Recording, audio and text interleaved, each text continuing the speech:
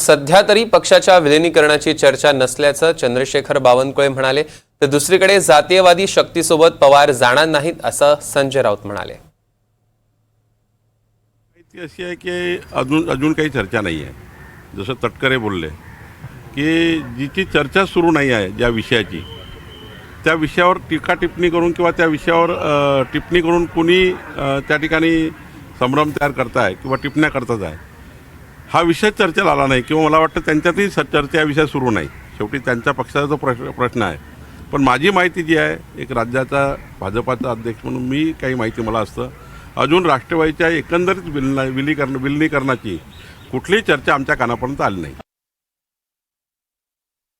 बरोबर आहे की हे या सगळ्या ज्या चर्चा आहेत या हवेत आहेत जोपर्यंत, आणि मी स्वतः या मताशी ठाम आहे की माननीय शरद पवार साहेबांची जी विचारधारा आहे, शाहू फुले आंबेडकर ही विचारधारा घेऊन ती जातात, यशवंतराव चव्हाणांचा वारसा हा माननीय शरद पवार साहेब या राज्यात आणि देशात चालवत असताना धर्मांध आणि जातीय शक्ती ज्या राज्यात वाढलेल्या आहेत, त्या शक्तींबरोबर माननीय पवार साहेबांसारखा नेता जो आमचा आदर्श नेता आहे तो जाईल असं त्यांच्या सहकाऱ्यांना, त्यांच्या समर्थकांना आणि आमच्यासारख्या त्यांच्या चाहत्यांना वाटतं।